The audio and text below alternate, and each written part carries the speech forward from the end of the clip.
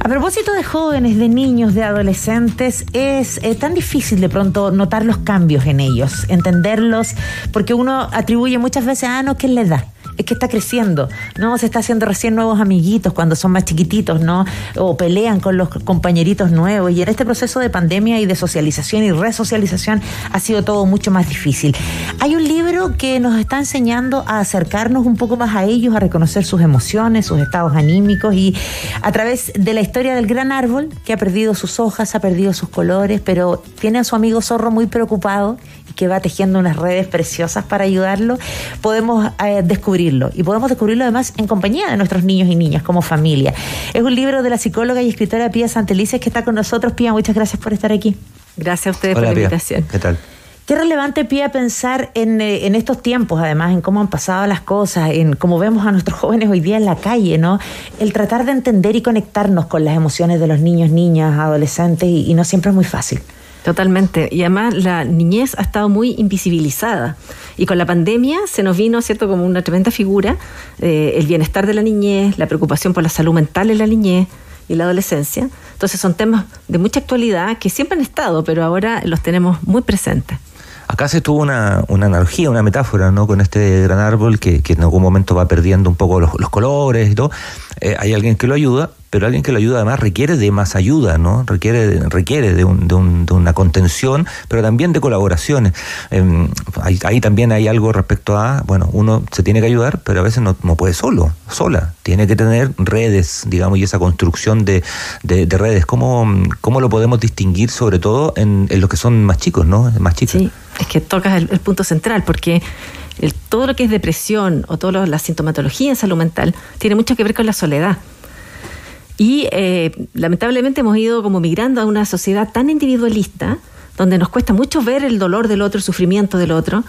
Y claramente la depresión, así como otros problemas de salud mental, son problemas relacionales, vinculares. Y como son problemas vinculares, requieren una solución vincular también. Entonces, toda la comunidad la que tiene que movilizarse para garantizar el bienestar de la infancia y la adolescencia. De hecho, es súper difícil porque no estamos acostumbrados a vincular la palabra depresión con infancia. O recién con adolescencia tal vez, ¿no? Sí. Y como tú dices, afecta directamente las emociones y los vínculos. ¿Cómo entrar a notar a lo mejor a esas primeras señales y a conectarnos con los niños y niñas? Totalmente. Es que es como un tabú un poco imarse un niño con depresión. ¿Cierto? Un niño o niña, uno piensa, tiene todo el futuro por delante, tiene que tener un entusiasmo. Claro. Exacto, ¿qué tiene que preocuparse? Pero claramente sí existe y es mejor darse cuenta, detectarlo a tiempo, identificarlo para poder hacer algo al respecto. Porque si negamos el problema, obviamente no va a venir nunca la solución. ¿Qué señales o hay que ponerle atención? Porque la depresión es súper complicada porque es distinta además en cada persona, se manifiesta de manera diferente, no hay una receta, tampoco hay sí hay ciertas señales, pistas y todo, pero no es igual en cada persona. ¿En qué habría que ponerle ojo, sobre todo cuando estamos hablando de niñas y niños más chicos? Sí, justamente es distinta entre las personas, pero también en la infancia se da de una manera diferente. Además, podría ser una depresión que no se manifieste con tristeza o melancolía, sino que al revés, con hostilidad, con irritabilidad, cambios de humor.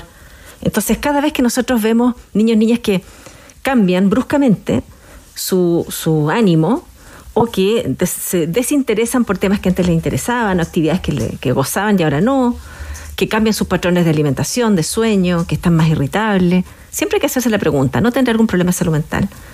Que no solamente depresión, hay muchos otros cuadros, pero depresión es el más frecuente. ¿Y ahí cómo logramos que los niños y niñas se comuniquen? Porque además es difícil aquello, no todos visibilizan, no todos quieren contar, y como decíamos, muchos atribuyen eso a la edad, ¿no? Al proceso que están viviendo. No, que si la edad del pavo, no, que son muy chicos, no saben entender lo que les pasa. Claro, ahí es tarea nuestra de los adultos, porque los niños y niñas obviamente no nos van a decir verbalmente lo que les pasa, porque lo más probable es que tampoco lo entiendan. No es como que te puedan decir, estoy deprimido por tal razón. Por eso tenemos que estar súper atentas, como observar sus señales, estar también atentos a sus producciones, por ejemplo, sus dibujos, sus actitudes, sus conductas. O sea, a nosotros nos toca un rol bien activo ahí de estar siempre pendientes del bienestar de la infancia y adolescencia.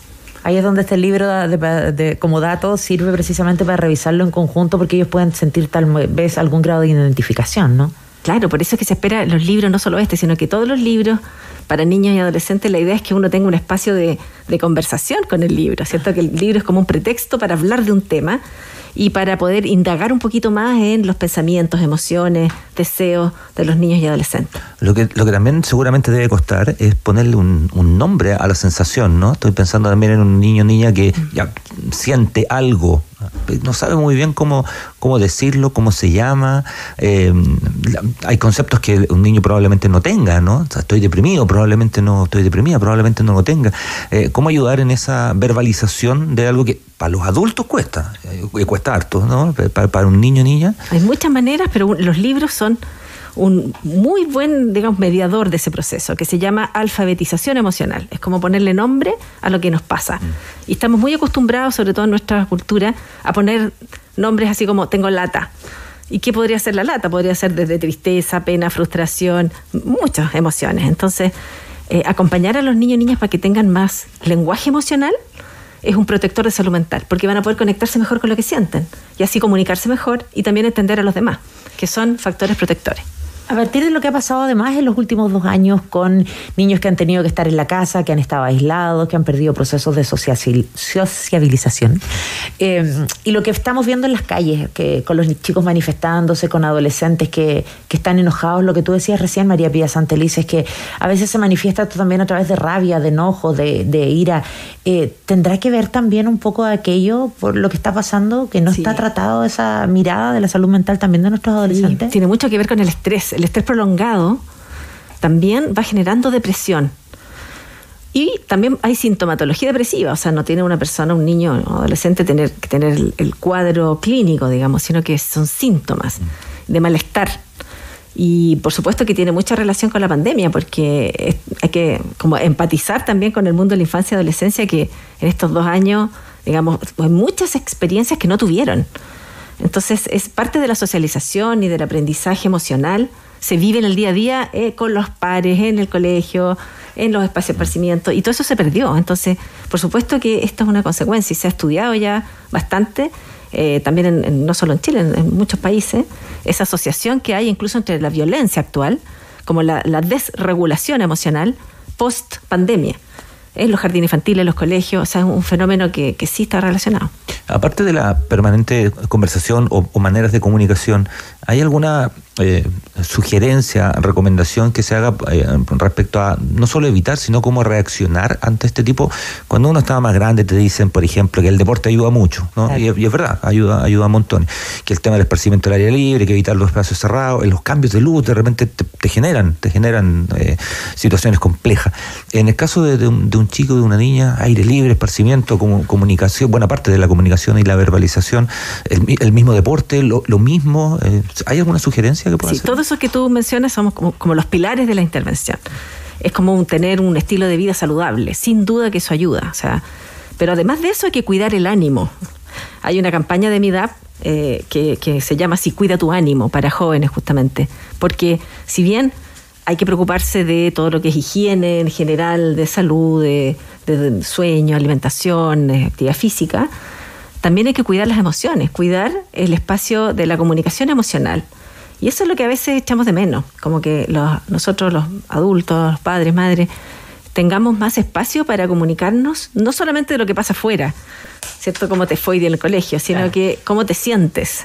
Tener un espacio de comunicación realmente emocional, donde hay una conexión y donde se permita la expresión sin juzgarla. Porque a veces uno tiene la tendencia a, cuando un joven o un niño te cuenta algo, tú como que lo niegan. Y es todo lo contrario, lo que hay que hacer es profundizar en esa emoción, entender un poquito más y cuéntame un poco más cómo te sientes y a qué lo atribuyes, con qué se relaciona, qué te pasó antes, para que los niños y niñas se expresen. Y esa es una muy buena manera de que se autorregulen y no tengan estas como explosiones así emocionales que les cueste mucho regular. Estamos conversando con la psicóloga Pía Santelices, María Pía Santelices, a propósito del lanzamiento del libro ¿Qué le pasa a Gran Árbol?, que aborda el tema de la depresión infantil. Cuando hablamos de estos temas, María Pía, también no es para que todo el mundo piense que todos los niños que tienen algún tipo de, me imagino, cambios de ánimo es que tengan depresión, ¿no? Son distintas etapas, pero hay que prestarle atención a todas precisamente para darles el tratamiento que requieren. ¿Qué conductas tal vez a nosotros como adultos podemos potenciar en nuestra vida familiar, en el día a día, día para crear un ambiente que sea mejor para estos niños, para evitar caer en estados depresivos o para poder hacernos cargo de las distintas problemáticas que puedan tener en términos de salud mental? Es muy importante cuidar el bienestar. Es decir, uno debiera estar la mayor parte del tiempo con un ánimo positivo.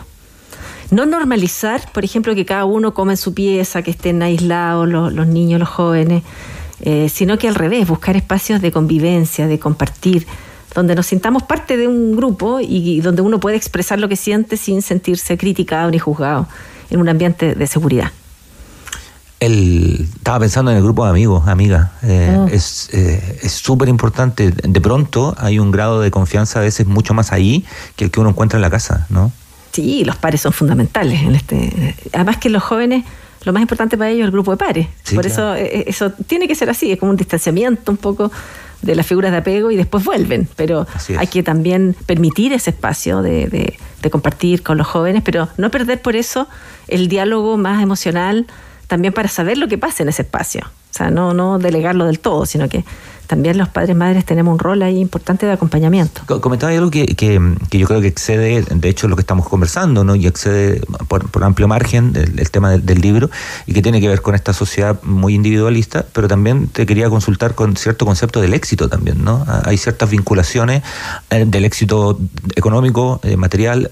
Uno lo puede ver en el colegio, las notas, ¿no? O sea, el que tiene mejores notas, todos quieren tener buenas notas, pero también hay un concepto del, no sé, el cuadro de honor, por ejemplo, ese tipo de cuestiones que por suerte cada vez hay menos, por lo menos en el colegio de mi hijo lo sacaron, pero está eso también, ¿no? Hay un concepto de que el éxito es esto, ¿no? Y eso de pronto puede chocar con alguien que no tiene esas características, ¿no?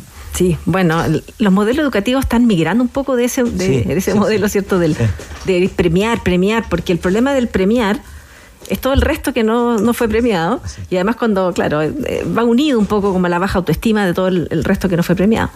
Entonces, lo que sí es importante hacer es premiar el esfuerzo, pero no el resultado, ¿cierto? Claro. Y en ese sentido, por supuesto que también los contextos donde están los niños y niñas, el colegio, por ejemplo, es fundamental en esta línea, porque apoyarlos a todos, a todas con su especialidad, digamos, con su diversidad, con su unicidad, subjetividad, eso es clave para el bienestar, para que ninguno se sienta como excluido o diferente, porque eso claramente afecta al bienestar. Y después que todos a partir del fin de semana hemos dicho lo que nos viene ahora es conversar y tenemos que dialogar, bueno, incluyamos en esa conversación a los niños y niñas porque es súper relevante que estén presentes. María Pía Santelice, psicóloga y autora de ¿Qué le pasa a Gran Árbol?, que ya está disponible a través de la editorial Catalonia en todas las librerías del país. Muchísimas gracias por haber estado con nosotros. Muchas gracias por la invitación. Chao, gracias. Chao.